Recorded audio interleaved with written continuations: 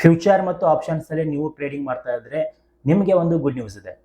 ಏನಪ್ಪಾ ಅಂದ್ರೆ ಸೆಬಿ ತುಂಬಾ ದಿನದಿಂದ ಟ್ರೈ ಮಾಡ್ತಾ ಇದೆ. ಎಫ್ ಅಂಡ್ ದಲ್ಲಿ ಯಾರು ಟ್ರೇಡಿಂಗ್ ಮಾಡ್ತಾ ಇದಾರೋ ಅವರಿಗೆ ರಿಸ್ಕ್ ಕಡಿಮೆ ಆಗ್ಬೇಕು ಅಂತ, ಲಾಸ್ ಕಡಿಮೆ ಆಗ್ಬೇಕು ಅಂತ ಆದೇಶಗಳನ್ನ ಜಾರಿ ಮಾಡ್ತಾನೆ ಇದೆ. ಇನ್ನು ಕಂಟಿನ್ಯೂಸ್ ಆಗಿ ಅದು ನಡೀತಾನೆ ಇದೆ. ಸೊ ಇದರ ಮಧ್ಯೆ ಸೆಬಿ ಎಫ್ ಅಂಡ್ ದಲ್ಲಿ ಟ್ರೇಡಿಂಗ್ ಮಾಡ್ತಾ ಇರೋರಿಗೆ ರಿಸ್ಕ್ ಕಡಿಮೆ ಆಗಲಿ, ಲಾಸ್ ಕಡಿಮೆ ಆಗಲಿ ಅಂತ ನವೆಂಬರ್ 3ರಂದು ಒಂದು ಸರ್ಕ್ಯುಲರ್ ರಿಲೀಸ್ ಮಾಡಿದೆ.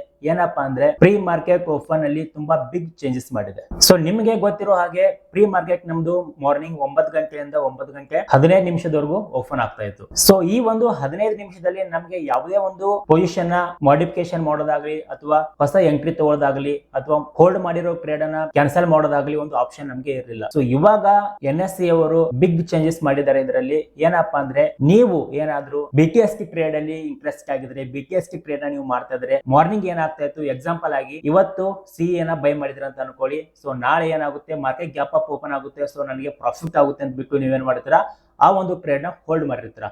ಇನ್ ಕೇಸ್ ನಾಳೆ ಅದು ಗ್ಯಾಪ್ ಡೌನ್ ಆದ್ರೆ ನಿಮ್ಗೆ ಒಂದು ಬಿಗ್ ಲಾಸ್ ಆಗುತ್ತೆ. ಅಥವಾ ನೀವು ಇವತ್ತೇನಾದ್ರೂ P ಅನ್ನು ಹೋಲ್ಡ್ ಮಾಡಿದ್ರೆ ನಾಳೆ ಮಾರ್ಕೆಟ್ ಗ್ಯಾಪ್ ಡೌನ್ ಆಗುತ್ತೆ, ಸೊ ನನಗೆ ಒಂದು ಒಳ್ಳೆ ಬಿಗ್ ಪ್ರಾಫಿಟ್ ಆಗುತ್ತೆ ಅಂತ ನೀವು ಏನಾದ್ರು P ಹೋಲ್ಡ್ ಮಾಡಿರ್ತೀರಾ. ಸೊ ನಾಳೆ ಮಾರ್ಕೆಟ್ ಏನಾದ್ರು ಗ್ಯಾಪ್ ಅಪ್ ಓಪನ್ ಆದ್ರೆ ನಿಮ್ಗೆ ಲಾಸ್ ಆಗೋ ಚಾನ್ಸಸ್ ತುಂಬಾ ಇರ್ತಿತ್ತು. ಸೊ ಈಗ ಆತರ ಆಗಲ್ಲ.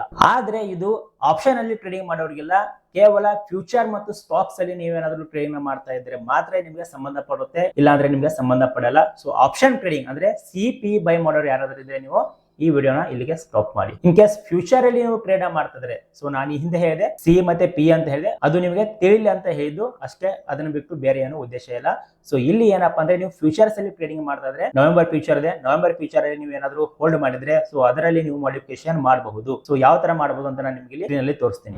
ನೀವು ಇಲ್ಲಿ ಗಮನಿಸಬಹುದು.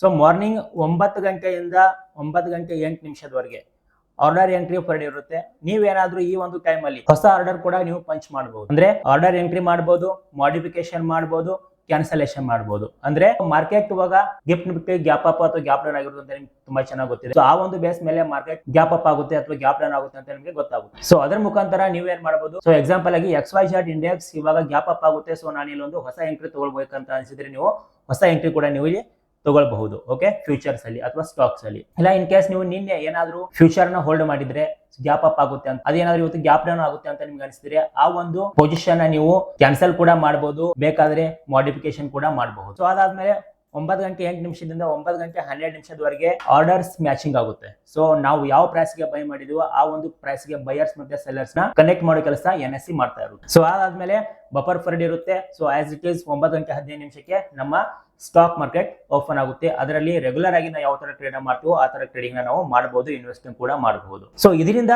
ರಿಟೇಲ್ ಟ್ರೇಡರ್ಸ್ ಗೆ ಏನ್ ಲಾಭ ಅಂದ್ರೆ, ಸೊ ನಮಗೆ ಏನಾದ್ರು BTST ಅಲ್ಲಿ ಅಥವಾ STBT ಅಲ್ಲಿ ಒಂದು ಒಳ್ಳೆ ಗ್ರಿಪ್ ಇದ್ರೆ ಸೊ ಇದು ನಮಗೆ ತುಂಬಾ ಹೆಲ್ಪ್ ಆಗುತ್ತೆ. ಸೊ ಈ ಒಂದು ಚೇಂಜಸ್ ನಿಮಗೆ ಯಾವ ತರ ಅನ್ಸುತ್ತೆ ಕಾಮೆಂಟ್ ಸೆಕ್ಷನ್ ಅಲ್ಲಿ ತಿಳಿಸಿ. ಸೊ ಮತ್ತೆ ಏನಾದ್ರು SEBI ಚೇಂಜಸ್ ಮಾಡ್ಬೇಕಾ, NSE ಚೇಂಜಸ್ ಮಾಡ್ಬೇಕಾ ಅನ್ನೋದು ಕೂಡ ನಿಮ್ಮ ಒಂದು ಅನಿಸಿಕೆನ ಕಾಮೆಂಟ್ ಸೆಕ್ಷನ್ ಅಲ್ಲಿ ತಿಳಿಸಬಹುದು.